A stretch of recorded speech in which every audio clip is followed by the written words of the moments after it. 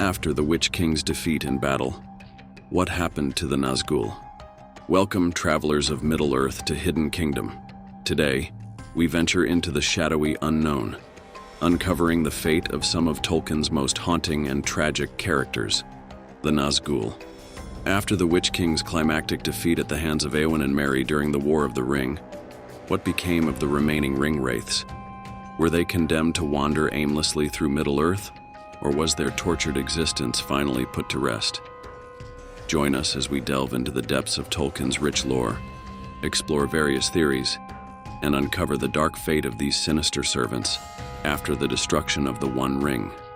1. From mortal kings to eternal wraiths. Before we explore their eventual end, let's go back to the beginning of the Nazgûl's story, when they were not wraiths, but mortal kings of men. These were not just any men, they were powerful rulers, warriors of renown, and leaders of vast armies. They hailed from different realms across Middle-earth, each one chosen for their strength, ambition, and ability to inspire their people. Sauron, ever the manipulator, saw in these kings an opportunity to further his own dark purposes. He crafted 9 rings of power, offering them to these ambitious rulers. The rings promised unmatched power, eternal life, and dominion over all, but the price of that power was steep. Sauron's dark influence would bind the men to him, eventually erasing their humanity. When the kings accepted the rings, their transformation began.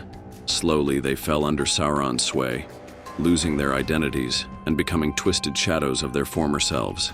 Their physical forms withered, and they became wraiths, beings of darkness and fear, no longer bound by mortal concerns, but instead existing as instruments of Sauron's will. These were the Nazgûl, the ring wraiths. As the Nazgûl, they were forever bound to the Dark Lord's power. Their once proud identities dissolved into the void, and they became lost to all who knew them. They haunted the lands of Middle-earth, their presence a chilling reminder of the danger of ambition and the corrupting power of the rings. 2. The rise of the Witch King and the Nazgûl's role. At the head of these 9 specters stood the Witch King of Angmar. He was the most powerful of the Nazgûl, feared by all who crossed his path. The Witch King's role was not merely as a servant of Sauron, but as his right-hand enforcer, his most loyal and commanding servant. He led the forces of darkness in a relentless campaign of terror across Middle-earth.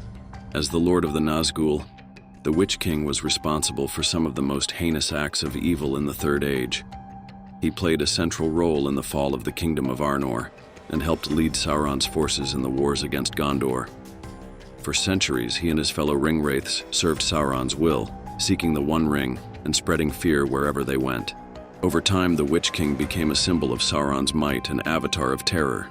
His reputation was built on cruelty and magic, and he was considered invincible. He had been foretold in prophecy to be immune to the blade of any man, which made him even more feared. But as we know, fate had other plans. 3. The Witch King's defeat at Pelennor Fields. The Witch King's demise was one of the most significant turning points in the War of the Ring. During the Battle of Pelennor Fields, he faced his ultimate defeat. He believed himself to be invulnerable, confident in the prophecy that no man could kill him. But as the battle raged on, it was Éowyn, the shield maiden of Rohan, aided by the hobbit Merry, who delivered the fatal blow. With her courage and Merry's unexpected assistance, Éowyn struck down the Witch King, fulfilling the prophecy in a way that even Sauron had not foreseen. The death of the Witch King left a gaping hole in the Nazgûl's hierarchy. He had been their leader, the one who directed their movements, inspired fear, and commanded the armies of darkness. With his loss, the remaining were left in a state of confusion and vulnerability. They were still powerful, still bound to Sauron, but without the Witch King's guiding presence, their unity began to fray. They were not quite the unstoppable force they had once been. 4. The Nazgûl during the War of the Ring's climax.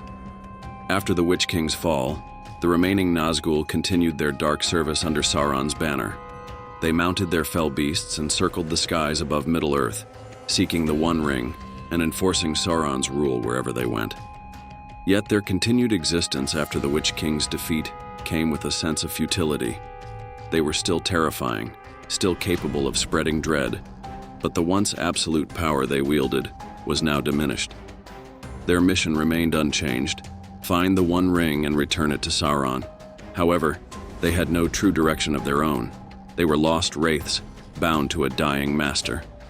Their final moments were to come during the climactic Battle of the Black Gate.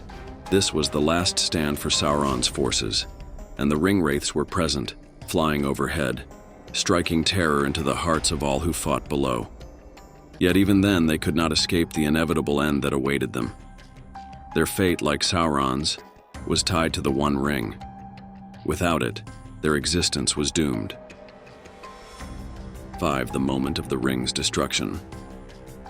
The moment of the One Ring's destruction marked the end of the Nazgûl's reign of terror.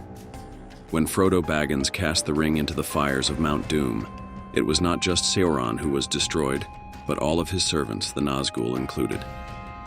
As the Dark Tower of Barad-dûr collapsed and Sauron's spirit was obliterated, they were also undone.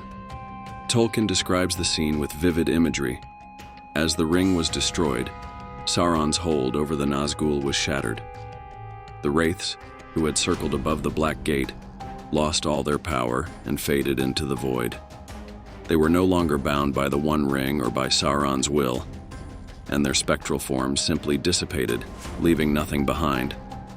This moment is one of the most profound in the entire legendarium. The Nazgûl, who had once been mighty kings, were now reduced to nothingness. Their once great power and terror evaporated in the blink of an eye, leaving behind only the echoes of their tragic fall. 6. What happened to their spirits? Theories and interpretations. While the canonical texts confirm that they were destroyed with the fall of Sauron, the fate of their spirits is not so easily explained. Tolkien provides only a vague idea of what happened after the destruction of the One Ring. However, there are several theories that fans and scholars have speculated on over the years. One of the most commonly accepted theories is that, like Sauron, they were reduced to nothingness. Their very essence had been so corrupted by the power of the One Ring that there was no possibility of redemption or salvation. With the ring's destruction, they ceased to exist.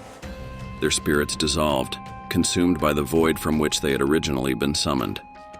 Another theory suggests a more tragic and poignant ending.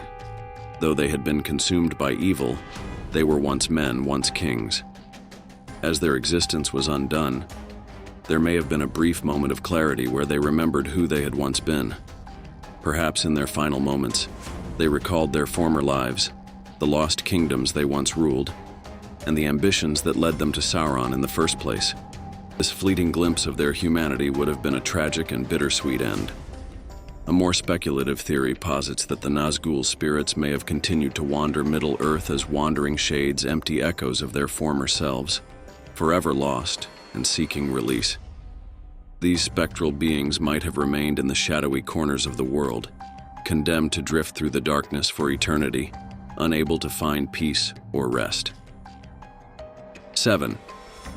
Can the Nazgul be redeemed? Exploring Tolkien's view on redemption. Redemption is a central theme in Tolkien's work, and it's something that plays a key role in the story of the Nazgûl. Throughout his stories, we see characters who have fallen to darkness, but are given the chance to redeem themselves.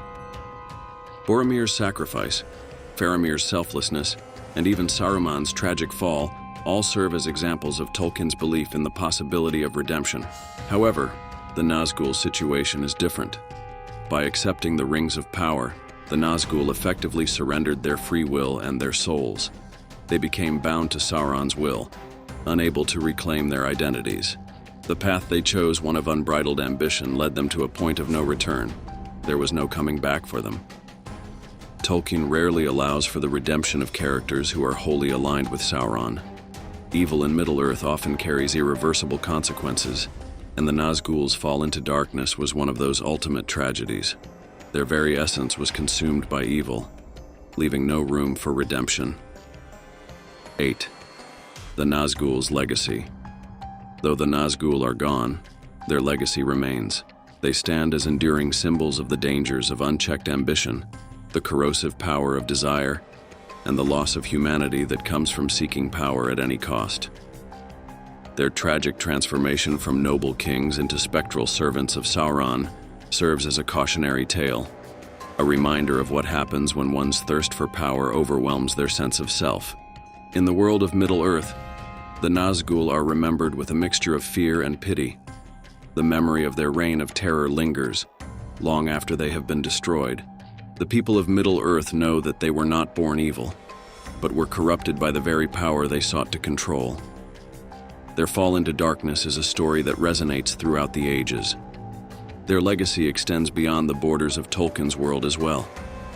The archetype of the fallen warrior, corrupted by power and stripped of their humanity, has influenced countless works of fiction across the centuries. From dark fantasy to modern-day stories, the Nazgul's tale serves as a powerful reminder of the dangers of seeking dominion at any cost. Thank you for joining us on this journey through the dark corners of Middle-earth. Here on Hidden Kingdom, they were once proud kings who, seduced by the promise of power, fell into darkness and became terrifying wraiths, bound forever to Sauron's will. Their defeat at the hands of Eowyn and Merry marked the end of their reign of terror, but the ultimate destruction of the One Ring sealed their fate. What do you think happened to the spirits of the Nazgul? Were they lost forever in the void? Or did they find some semblance of peace? Share your thoughts in the comments below. Until next time, may your journeys lead you away from the shadows and into the light. Farewell, travelers.